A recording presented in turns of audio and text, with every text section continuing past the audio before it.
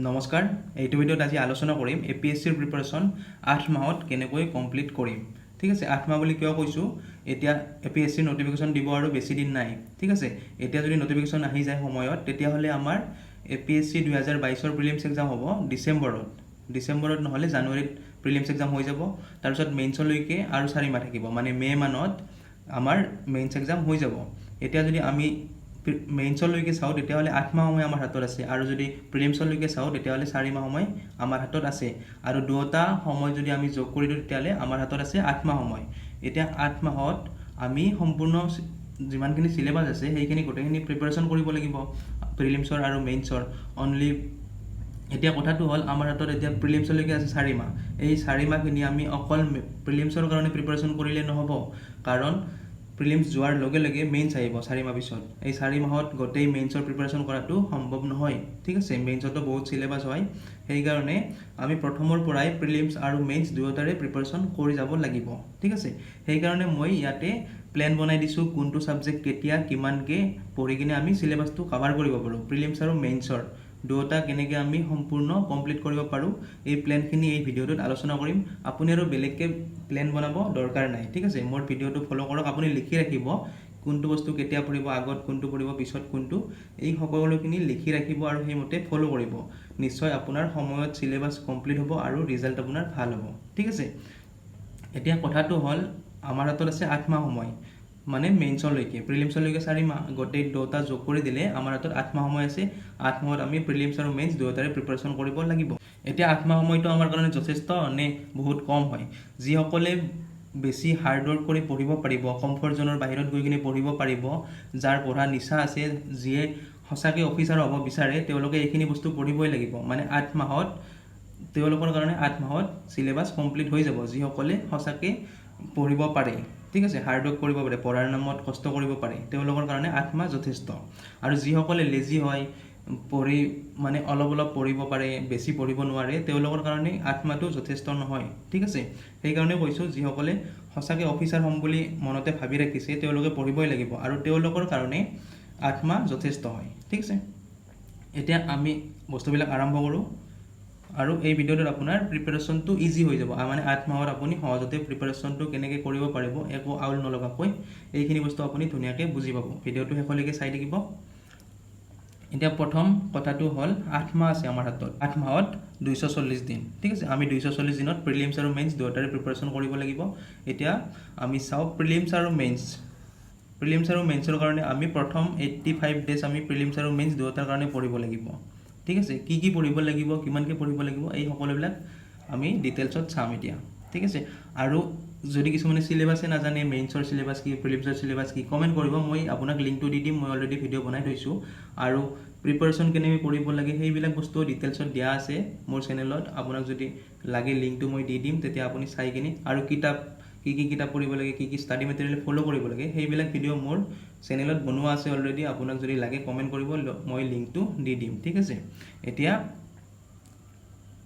Only mains preparation. ঠিক আছে, আপুনি মেইনছৰ কাৰণে প্ৰিপাৰেশ্যন 120 দিন কৰিব লাগিব। ঠিক আছে, 120 দিন অনলি আপুনি মেইনছৰ কাৰণে প্ৰিপাৰেশ্যন। যেতিয়া প্ৰিলিমছ আপুনি কমপ্লিট কৰিব, তাৰপিছত আমাৰ হাতত থাকে 4 মাহ সময়। 4 মাহত 120 দিন, সেই 120টো আপুনি অনলি মেইনছৰ কাৰণে প্ৰিপাৰেশ্যন কৰিব পাৰিব, কাৰণ প্ৰিলিমছটো গুচিয়ে যাব। সেইকাৰণে সেই 120 দিন আপুনি মেইনছৰ কাৰণে ৰাখি দিব। আৰু প্ৰথম কি কৈছোঁ, প্ৰথম 85 দিন আজিৰ পৰা আৰম্ভ কৰিব লাগিব আপুনি, সেই হিচাপে প্লেনটো বনাইছোঁ। প্ৰথম 85 দিন আপুনি প্ৰিলিমছ আৰু মেইনছ দুয়োটাৰ কাৰণে প্ৰিপাৰেশ্যন কৰিব লাগিব। এতিয়া যদি কওঁ অনলি প্ৰিলিমছৰ প্ৰিপাৰেশ্যন, মানে সেইখিনিত আমি মেইনছৰ বস্তু একো নাচাওঁ, অনলি প্ৰিলিমছৰ কাৰণে চাওঁ। সেইখিনিত হ'ল 35 দিন। কোনখিনি 35 দিন? প্ৰিলিমছৰ আগৰ 35 দিন। ঠিক আছে, এতিয়া কথাটো হ'ল, প্ৰথম কথা এইটো মনত ৰাখিব, কিন্তু 240 দিন আমাৰ হাতত আছে। আমি এই গোটেই 240 দিনে আমি নিউজ পেপাৰ আৰু মান্থলি মেগাজিন, এইবিলাক বস্তু মানে কাৰেণ্ট এফেয়াৰৰ কাৰণে আমি প্ৰিপাৰেশ্যন কৰিব লাগিব। ডেইলি আপুনি নিউজ পঢ়িব লাগিব, আৰু মান্থলি মেগাজিন চালে হৈ যাব, কাৰেণ্ট এফেয়াৰখিনি আপোনাৰ কাভাৰ হৈ যাব। ঠিক আছে, আৰু ইণ্টাৰভিউৰ কথাটো হ'ল, প্ৰিলিমছ আৰু মেইন যোৱাৰ পিছত আপোনাৰ হাতত 3 মাহমান 4 মাহ সময় থাকে। সেইখিনি সময় যথেষ্ট আপোনাৰ ইণ্টাৰভিউৰ কাৰণে, প্ৰেক্টিছৰ কাৰণে। ঠিক আছে, মক টেষ্ট বা আপুনি যিবিলাক কোচিং চেণ্টাৰৰ লগত কণ্টেক্ট কৰি কিনে যিবিলাক মক টেষ্ট দিব, সেইবিলাক দিয়াৰ পিছত আপোনাৰ নিজৰে প্ৰিপাৰেশ্যন ভালকৈ হৈ যাব।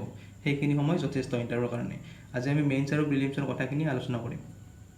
এতিয়া সিলেবাস লাগিলে আপুনি কমেন্ট কৰিব, মই অলৰেডি দি দিছোঁ, মই লিংকটো দি দিম। ঠিক আছে, এতিয়া আমি আলোচনা কৰিম কি পঢ়িব লাগিব আৰু কেনেকৈ পঢ়িব লাগিব আৰু কেতিয়া পঢ়িব লাগিব। ঠিক আছে, এতিয়া ষ্টাৰ্ট কৰিম লাহে লাহে। এতিয়া কথাটো হ'ল যিখিনি বস্তু প্লেনছত দিম এইখিনি যদি আপুনি সম্পূৰ্ণ ফ'ল' কৰে তেতিয়াহ'লে আপুনি এটাও ছাবজেক্ট বা এটাও টপিক এৰি যাব লগা নহয়। ঠিক আছে, গোটেইখিনি আপোনাৰ কমপ্লিট হৈ যাব এইখিনি যদি ফ'ল' কৰে। মই যিখিনি এতিয়া ক'ব গৈ আছোঁ। আৰু প্ৰথম কথাটো হ'ল আপোনাৰ কনচিষ্টেণ্ট ষ্টাডি ৰিকুৱাৰ্ড। আপুনি ডেইলি পঢ়িবই লাগিব, গেপ দিব নোৱাৰে। এইটো যদি ফ'ল' কৰিব বিচাৰে তেতিয়াহে আপুনি ছাকচেছ হ'ব। ঠিক আছে, নহ'লে আপোনাৰ কমপ্লিটে নহ'ব, পিছত ভাবিব যে কমপ্লিটে নহ'লচোন। এই প্লেনটো ফ'ল' কৰক, আপোনাৰ মেৰিট লিষ্টত নাম আহি যাব মই আশা কৰোঁ। এতিয়া কথাটো হ'ল প্ৰিলিমছৰ আৰু মেইনছৰ চিলেবাছ ইয়াতে সৰুকৈ বনাই দিছোঁ। প্ৰিলিমছত মেইন কি ছাবজেক্ট বা কি টপিক আছে।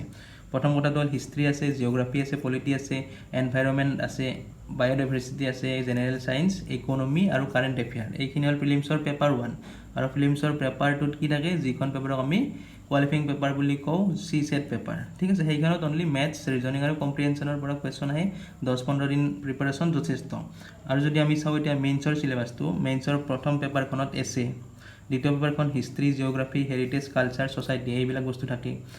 তাৰপিছত 3 নম্বৰ পেপাৰখনত থাকে পলিটি, ছ'চিয়েল জাষ্টিছ আৰু ইণ্টাৰনেশ্যনেল ৰিলেশ্যন। এইবিলাক কিয় কৈছোঁ, কাৰণ যেতিয়া আমি প্ৰিলিমছ আৰু মেইনছৰ একেলগে প্ৰিপাৰেশ্যন কৰিম তেতিয়া এনেকুৱা ছাবজেক্ট আমি প্ৰিপাৰেশ্যন কৰিম যিবিলাক ছাবজেক্ট প্ৰিলিমছতো আছে আৰু মেইনছতো আমাক লাগে। ঠিক আছে, তেতিয়া আমাৰ প্ৰিলিমছ আৰু মেইনছৰ যিখিনি প্ৰিপাৰেশ্যন সেইখিনি সম্পূৰ্ণ হৈ যাব একেলগে। পেপাৰ 4ত আমাৰ economy, environment, biodiversity, security and disaster management. Paper 5ত ইয়াতে মেইন টপিক কেইটা কৈছোঁ। ঠিক আছে, ডিটেইলছত ক'ব গ'লে বহুত দীঘল হৈ যাব ভিডিঅ'টো। এথিক্স, ইণ্টিগ্ৰিটি আৰু এপ্টিটিউড পেপাৰ 5। তাৰপিছত পেপাৰ 6 আৰু 7, পেপাৰ 7 আৰু 8টো হ'ব আপুনি যিখন অপশ্যনেল ছাবজেক্ট ল'ব সেইখনৰ পৰা আহিব। যদি অপশ্যনেল ছাবজেক্ট আপুনি ইয়াৰ পৰা লয় যিখিনি বস্তু প্ৰিলিমছত লাগে তেতিয়াহ'লে আপোনাৰ কাৰণে বহুত ইজি হৈ যাব। এতিয়া কথাটো আপুনি জানেই অলৰেডি যে কি অপশ্যনেল ছাবজেক্ট আপুনি ল'ব পাৰে। অলৰেডি আপুনি ডিচাইড কৰিছেই চাগে, আশা কৰোঁ।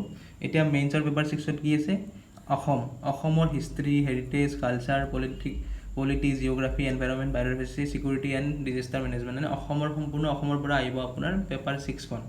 ঠিক আছে, এইখিনি হ'ল সম্পূৰ্ণ চিলেবাছখিনি। এতিয়া আমি চাব লাগিব কোনখিনি চিলেবাছ, কোনখিনি ছাবজেক্ট আমাৰ মেইনছতো লাগে, প্ৰিলিমছতো লাগে। কাৰণ প্ৰথম 85 ডেজ আমি সেইখিনি ছাবজেক্ট পঢ়িব লাগিব। এতিয়া কৈ দিম কি পঢ়িব লাগিব। আৰু এটা কথা যে কাৰেণ্ট এফেয়াৰটো আপুনি আজিৰ পৰাই ষ্টাৰ্ট কৰিব লাগিব। ঠিক আছে, যেতিয়ালৈকে ইণ্টাৰভিউ কমপ্লিট নহয় তেতিয়ালৈকে আপুনি কাৰেণ্ট এফেয়াৰটো সদায় চাব লাগিব। মানে নিউজ ডেইলি চাব লাগিব, মেগজিন আপুনি মান্থলি চালেই হৈ যাব। ঠিক আছে, আৰু নিউজত কি চাব লাগে মই এটা আগৰ ভিডিঅ'ত কৈ দিছিলোঁ, সকলোখিনি বস্তু চাব নালাগে। এতিয়া নেক্সট, এতিয়া ইয়াতে যিবিলাক প্ৰিপাৰেশ্যন বা ষ্টাডিৰ কথা ক'ম, এইখিনি মানে আপুনি কি ধৰিব লাগিব যে মানে কি বস্তু মই ক'ম অলৰেডি কোনটো ছাবজেক্ট পঢ়িব লাগিব আৰু কেতিয়া পঢ়িব লাগিব। ঠিক আছে, আৰু পঢ়িব লাগিব মানে কি কৰিব লাগিব আমি, তাৰ লগত বহুত বস্তু আছে।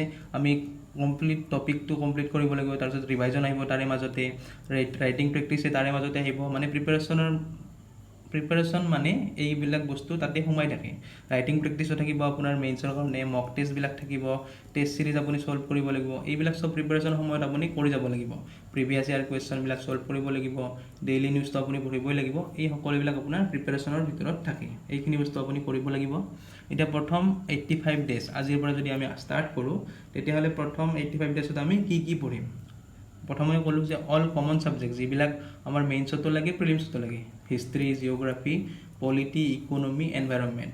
তাৰপিছত অসমৰ যিখন পেপাৰ আহিব এইমাত্ৰ ক'লোঁ পেপাৰ 6 মেইনছত, এইখন আপোনাৰ এই গোটেইকেইটা ছাবজেক্ট আৰু অসমৰ যিখন পেপাৰ এইখনৰ কাৰণে প্ৰিপাৰেশ্যন। এতিয়া কথাটো হ'ল বুক লিষ্ট যদি বা কিতাপ যদি আপুনি নাজানে বা ষ্টাডি মেটেৰিয়েল যদি নাজানে ক'ৰ পৰা আমি পঢ়িম এইবিলাক ছাবজেক্ট, তেতিয়াহ'লে আগৰ ভিডিঅ'ত মই দিছোঁ, যদি লিংক লাগে কমেণ্ট কৰি দিব, মই দি দিম। ঠিক আছে, তাৰপিছত অসমৰ ছাবজেক্টখন মানে অসমৰ পেপাৰখন আৰু এইকেইটা ছাবজেক্ট, আৰু লগতে আমাৰ আপুনি যিখন অপশ্যনেল ছাবজেক্ট বাছি লৈছে বা বাছাই নাই তেতিয়াহ'লে অপশ্যনেল ছাবজেক্টখন সোনকালে বাছি লওক আৰু সেইখনৰ প্ৰিপাৰেশ্যনো আপুনি অপশ্যনেল ছাবজেক্টখন কেৱল এবাৰ পঢ়ি কমপ্লিট কৰি থৈ দিয়ক। ঠিক আছে, গোটেই ভালকৈ পঢ়িব দিয়া নাই, এবাৰ পঢ়ি কমপ্লিট কৰি থৈ দিয়ক। প্ৰথম 85 ডেজত এইখিনি আপুনি কমপ্লিট কৰিব লাগিব। ঠিক আছে, আপুনি নিজেই ভগাই ল'ব 85 ডেজৰ কাৰণে, এইটো 15 দিন, এইটো 20 দিন এনেকৈ ভগাই ল'ব। ঠিক আছে, এইখিনি আপুনি কৰি লওক। এইখিনি কৰা নাই মই বহুত টাইম লাগি যাব। এতিয়া অপচনেল সাবজেক্টটো আপুনি এবাৰ পঢ়িব তাৰপিছত আসামৰ বিষয়ে যিখন পেপাৰ আহিব বা অসমৰ বিষয়ে সম্পূৰ্ণ পঢ়িব আপুনি মেইনছতো লাগিব প্ৰিলিমছতো ইয়াৰ পৰা কোৱেশ্চন আহে 30ৰ পৰা 35%। ঠিক আছে, সেইকাৰণে কৈছোঁ এইখন সাবজেক্ট আপুনি কমপ্লিট কৰিবই লাগিব প্ৰথম 85 ডেজত। তাৰপিছত history, geography, polity, economy, environment. তাৰপিছত আপুনি অপচনেল সাবজেক্ট যিটো আপুনি চিলেক্ট কৰি লৈছে সেইটো আপুনি এবাৰ পঢ়ি কমপ্লিট কৰিব। ঠিক আছে, এতিয়া কথাটো হ'ল আপুনি যদি হিষ্ট্ৰী, জিঅ'গ্ৰাফি, পলিটি, ইকনমি এইবিলাক যদি অপচনেল সাবজেক্ট হিচাপে লয় তেতিয়াহ'লে আপোনাৰ বহুত হেল্প হ'ব। মানে এইখিনি প্ৰিপাৰেশ্যন কৰোঁতে আপোনাৰ অপচনেল সাবজেক্টৰ প্ৰিপাৰেশ্যন ভালকৈ হৈ যাব। যদি ইয়াৰ বাহিৰে বেলেগ কিবা অপচনেল সাবজেক্ট লয় তেতিয়াহ'লে আপুনি 10-15 দিনমান এক্সট্ৰা দি কিনে সেইখিনি প্ৰিপাৰেশ্যন কৰি ল'ব। ঠিক আছে, প্ৰথম 85 ডেজ বা 85 দিনৰ কাৰণে হৈ গ'ল। এতিয়া আমাৰ প্ৰিলিমছলৈকে কিমান দিন বাকী থাকিল? 35 দিন। এতিয়া এই 35 দিন সম্পূৰ্ণ আমি প্ৰিলিমছৰ কাৰণে পঢ়িব লাগিব। এতিয়া কি সাবজেক্ট পঢ়িব আপুনি, কি বস্তু পঢ়িব? এতিয়া যিবিলাক বস্তু আমি ক'লোঁ প্ৰিলিমছ আৰু মেইনছত কমন সেইখিনিতো আপুনি পঢ়ি থ'লেই অলৰেডি। এতিয়া যিখিনি বাকী থাকি গ'ল যেনেকৈ হিষ্ট্ৰী হৈ গ'ল, জিঅ'গ্ৰাফি হৈ গ'ল, পলিটি হৈ গ'ল, এনভাইৰনমেণ্ট হৈ গ'ল, এনভাইৰনমেণ্টৰ লগত বায়'ডাইভাৰ্চিটিটো একেলগে। ঠিক আছে, তাৰপিছত ইকনমি হৈ গ'ল। এতিয়া কি বাকী থাকিল আমাৰ প্ৰিলিমছৰ পেপাৰ 1ৰ কাৰণে? জেনেৰেল ছায়েন্স আৰু কাৰেণ্ট এফেয়াৰ। কাৰেণ্ট এফেয়াৰটো ডেইলি আপুনি পঢ়ি আছে, তথাপিও এবাৰ ৰিভাইজ কৰিবই লাগিব। ঠিক আছে, বছ জেনেৰেল ছায়েন্সটো অলপ বাকী থাকি গ'ল আৰু বাকীকেইটাও অলপ দুদিন আপুনি ৰিভাইজ কৰি ল'ব। ঠিক আছে, তাৰপিছত আৰু কি থাকি গ'ল? পেপাৰ 2। প্ৰিলিমছৰ পেপাৰ 2ৰ কাৰণে আপুনি মেথছ, ৰিজনিং, কম্প্ৰিহেনশ্যন এইখিনি কি পঢ়িব লাগিব অলৰেডি মই ভিডিঅ'ত কৈ দিছোঁ। সেই ভিডিঅ'টো চাই দিব আপুনি, তেতিয়া আপোনাৰ সহজ হৈ যাব বস্তুখিনি। মানে এইখিনি আপোনাৰ 35 দিনত যথেষ্ট। ৰিভাইজো অলপ কৰি ল'ব আৰু লগতে পেপাৰ 2খন ভালকৈ পঢ়ি ল'ব, CSET পেপাৰখন। ঠিক আছে, এইখিনি 35 দিনত আপোনাৰ হ'বই লাগিব। মানে এইখিনি স্পীডত আপুনি এইখিনি টাইম আপুনি পঢ়িবই লাগিব, তেতিয়াহে আপুনি আগবাঢ়িব পাৰিব। তাৰপিছত প্ৰিলিমছ আপুনি দিলে, প্ৰিলিমছ পাছ কৰিলে। ঠিক আছে, প্ৰিলিমছৰ গোটেইকেইটা টপিক কাভাৰ হৈ গ'ল। ঠিক আছে, আপুনি যদি ভালকৈ চাই গোটেইকেইটা টপিক কাভাৰ হৈ গ'ল। আপুনি এতিয়া যদি এইখিনি ভালকৈ ফ'ল' কৰিছে, ভালকৈ যদি পঢ়িছে, তেতিয়াহ'লে আপোনাৰ নিশ্চয় প্ৰিলিমছত চিলেকশ্যন হৈ যাব। তাৰপিছত প্ৰিলিমছ দিলে আপুনি তেতিয়া মেইনছৰ কাৰণে প্ৰিপাৰেশ্যন কৰিব লাগে। এতিয়া কিমান দিন বাকী থাকিল? 120 দিন। ঠিক আছে, আমাৰ কিমান দিন গ'ল? 120 দিন গ'ল আৰু 120 দিন বাকী আছে। এতিয়া 120 দিন মানে প্ৰিলিমছৰ পিছত যিখিনি সময় থাকে 4 মাহ সময় মেইনছলৈকে, সেইখিনি কথা কৈছোঁ। এতিয়া ইয়াতে কি বাকী থাকিল আমাৰ মেইনছৰ কাৰণে? ইয়াতে প্ৰিলিমছ আৰু মেইনছৰ প্ৰিপাৰেশ্যন কৰোঁতে যি ছাবজেক্ট হৈ গ'ল সেইখিনি নকওঁ আৰু। ঠিক আছে, যিখিনি বাকী থাকিল সেইখিনি আমি ভালকৈ প্ৰিপাৰেশ্যন কৰিব লাগিব। এতিয়া কি থাকি গ'ল? মেইন আমাৰ Indian heritage, culture and society, ethics, integrity, aptitude এইখন এখন পেপাৰ হয়, এইখন থাকি গ'ল। তাৰপিছত এছে পেপাৰখন থাকি গ'ল। মেইন এই দুখন পেপাৰ থাকি গ'ল আৰু এই বাকী ছাবজেক্টবিলাক বেলেগ পেপাৰৰে, মানে পেপাৰ 1 বা পেপাৰ 2 বা পেপাৰ 3 বেলেগ পেপাৰৰে এটা সৰু টপিক হয়। ঠিক আছে, তাৰপিছত অপচনেল ছাবজেক্টটো আপুনি প্ৰপাৰলি পঢ়িব লাগিব এই 4 মাহৰ ভিতৰতে। ঠিক আছে, এতিয়া আমি যদি তাতে আৰু ভাগ কৰি লওঁ সৰুকৈ কেতিয়া কিমান দিনকৈ পঢ়িম, তেতিয়া প্ৰথম কথাটো হ'ল ডেইলি আপুনি 2টা ছাবজেক্টকৈ পঢ়িব লাগিব, ৰাতিপুৱাৰ ভাগত এটা আৰু আবেলি বা ৰাতিৰ ভাগত এটা। ঠিক আছে, এনেকৈ যদি আমি চাওঁ প্ৰথম 40 দিন মৰ্ণিং পঢ়িব আপুনি এথিক্স, ইণ্টিগ্ৰিটি আৰু এপ্টিটিউড। ঠিক আছে, তাৰপিছত প্ৰথম 40 দিনৰ ইভিনিং আৰু নাইট আপুনি পঢ়িব অপচনেল ছাবজেক্টৰ ওপৰত। ঠিক আছে, সম্পূৰ্ণ। তাৰপিছত 40 দিন যোৱাৰ পিছত নেক্সট 40 দিন আপুনি কি কৰিব? মৰ্ণিং আপুনি পঢ়িব ইণ্ডিয়ান হেৰিটেজ, কালচাৰ আৰু ছ'চাইটি। ঠিক আছে, তাৰপিছত আবেলি আৰু ৰাতি পঢ়িব, মানে দিনটোৰ নেক্সট ভাগত পঢ়িব আপুনি এছেৰ কাৰণে সম্পূৰ্ণ প্ৰিপাৰেশ্যন কৰিব। আপোনাৰ এইখিনি প্ৰিপাৰেশ্যন হৈ গ'ল। পিছত 15 দিন আৰু বাকী থাকিব আপোনাৰ। এই 15 দিনখিনি আপোনাৰ সম্পূৰ্ণ ৰিভাইজৰ ওপৰত। ঠিক আছে, এইখিনি যদি আপুনি সম্পূৰ্ণ কমপ্লিট কৰে তেতিয়াহ'লে আপোনাৰ গোটেই চিলেবাছ কাভাৰ হৈ যাব। আপুনি নিশ্চয় কমপ্লিট কৰিব পাৰিব যদিহে আপুনি হাৰ্ড ৱৰ্ক কৰে। ঠিক আছে, আৰু কি প্ৰিপাৰেশ্যনৰ সময়ত আপুনি কি বস্তু আপোনাৰ থাকিব এইখিনি কৈ দিলে আপোনাৰ সকলোবিলাক থাকিব। ৰাইটিং প্ৰেক্টিছ থাকিব, মেইনছৰ কাৰণে মক টেষ্ট থাকিব, প্ৰিলিমছ আৰু মেইনছৰ দুয়োটাৰে কাৰণে টেষ্ট চিৰিজ ছলভিঙো থাকিব। তাৰে মাজতে প্ৰিভিয়াছ ইয়াৰ কুৱেশ্যনো আপুনি তাৰে মাজতে ছল্ভ কৰিব লাগিব। আৰু কেনেকৈ প্ৰিপাৰেশ্যন কৰিব সেইটো ডিটেইলছত যদি নাজানে কমেণ্ট কৰি দিব। ঠিক আছে, লিংক দি দিম। এতিয়া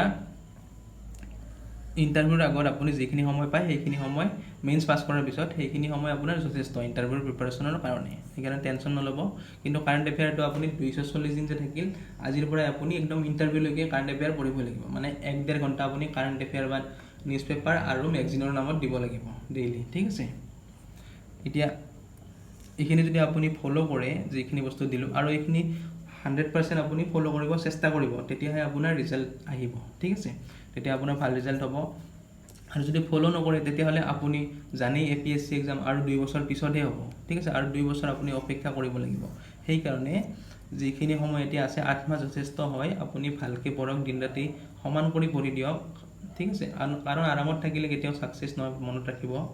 সঁচাকৈ যদি আপুনি অফিচাৰ বনিব বিচাৰে, ডাঙৰ অফিচাৰ, অসমৰ সকলোতকৈ ডাঙৰ অফিচাৰ যদি বনিব বিচাৰে চৰকাৰী পদৰ, তেতিয়াহ'লে এইখিনিতো পঢ়িবই লাগিব, ঠিক আছে, আৰামত একো নহয়। আপুনি যদি ভালকৈ নপঢ়ে কেইদিনমান পিছত আপুনি বেলেগ কাম কৰিব লাগিব, সেই কামতো বহুত কষ্ট, তাতকৈ পঢ়া শুনা কৰাই ভাল ঘৰত বহি আৰামত, ঠিক আছে। অনলি 8 মাহ কষ্ট কৰক, ঠিক আছে, 8 মাহ যথেষ্ট, 8 মাহ কমপ্লিট কৰক, তাৰপিছত আৰু আপোনাৰ নিশ্চয় ভাল ৰিজাল্ট হ'ব। আৰু যদি কিবা ডাউট থাকে কমেণ্ট কৰিব, চেনেলটো ছাবস্ক্ৰাইব কৰা যদি কৰি ল'ব, ভাল লাগিলে লাইক কৰি দিব। Thank U.